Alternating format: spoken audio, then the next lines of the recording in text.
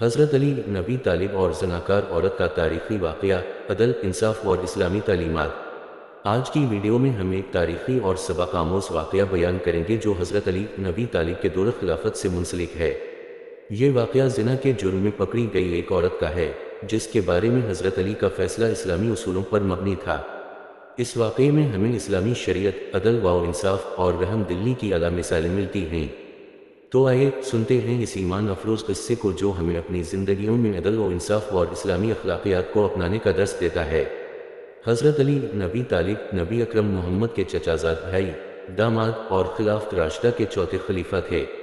آپ کی زندگی ایک بہترین مثال ہے کہ کیسے ایک مسلمان کو عدل، انصاف اور تقوی کی راہ اختیار کرنی چاہیے۔ الف مدہ پہ کو نہ صرف مسلمانوں بلکہ غیر مسلموں نے بھی ان کی عدل پسندی اور حکمت عملی کی بنا پر سراہا۔ حضرت علی کا دور خلافت انصاف پر مبنی حکمرانی کا نمونہ تھا اور آپ کے فیصلے اسلامی اصولوں کے عین مطابق ہوتے تھے۔ یہ واقعہ حضرت علی کے دور خلافت کا ہے۔ ایک دن ایک عورت کو زنا کے جرم میں گرفتار کیا گیا اور اسے حضرت علی کے پاس پیش کیا گیا۔ اس عورت پر الزام تھا کہ اس نے زنا کا ارتکاب کیا ہے اور اسلامی شریعت کے مطابق اس پر حد لاگو ہونی چاہیے تھی۔ حضرت علی کے سامنے جب یہ معاملہ پیش کیا گیا تو انہوں نے سب سے پہلے تفصیل سے معاملے کی چھان بین کا حکم دیا تاکہ حقیقت کو مکمل طور پر جانچا جا سکے۔ حضرت علی کا فیصلہ ہمیشہ حقائق پر مبنی ہوتا تھا اور آپ جلدی میں کوئی فیصلہ نہیں کرتے تھے۔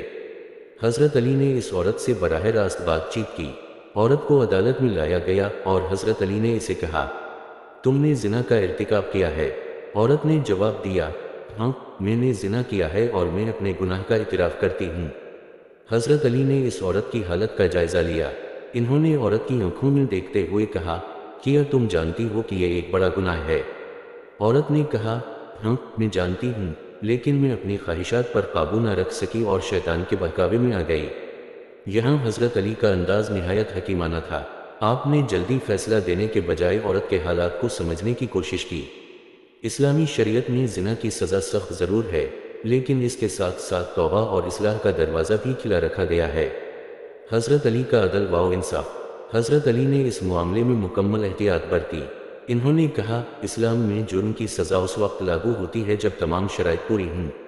زنا کی حد کے لیے 4 گواہوں کی موجودگی یا مجرم کا خود اعتراف ضروری ہے۔ چونکہ عورت نے خود اعتراف کر لیا تھا، حضرت علی نے معاملے کی مزید تفتیش کا حکم دیا تاکہ یہ دیکھا جا سکے کہ کہیں عورت پر کسی قسم کا دباؤ تو نہیں تھا۔ تفتیش کے بعد یہ بات سامنے آئی کہ عورت کو اپنی غلطی کا پورا احساس تھا اور وہ اپنے گناہ پر نادم تھی۔ حضرت علی نے جب عورت کی ندامت اور شرمندگی کو محسوس کیا تو الف مدہ پہ نے اسے نصیحت کی اور کہا، اللہ تعالیٰ توبہ کرنے والوں کو پسند کرتا ہے۔ اگر تم واقعی اپنے گناہ پر نادم ہو اور سچے دل سے توبہ کرتی ہو تو اللہ کی رحمت سے امید رکھو۔ حضرت علی نے اس عورت کو موقع دیا کہ وہ اپنی زندگی کو سدھارے اور اللہ سے مغفرت طلب کرے۔ حضرت علی کا یہ فیصلہ اسلامی اصولوں اور اخلاقیات پر مبنی تھا۔ الف مدہ پہ نے ہمیں یہ سکھایا کہ کسی بھی معاملے میں عدل و انصاف کے ساتھ ساتھ رحم دلی اور انسانیت کا پہلو بھی مدنظر رکھنا چاہیے۔ زنا کی سزا اسلامی قانون میں واضح ہے، لیکن شریعت کا یہ پہلو بھی اہم ہے کہ گناہ گار کو توبہ کا موقع دیا جائے اور اس کی اصلاح کے لیے مناسب راستے فراہم کیے جائیں۔ اس واقعے سے ہمیں یہ سبق ملتا ہے کہ اسلامی معاشرے میں عدل و انصاف کے ساتھ ساتھ رحم اور نرمی کا بھی مظاہرہ کیا جانا چاہیے۔ ہر شخص کو اپنی غلطیوں سے سیکھ کر اصلاح کی کوشش کرنی چاہیے اور اللہ کی رحمت سے کبھی مایوس نہیں ہونا چاہیے۔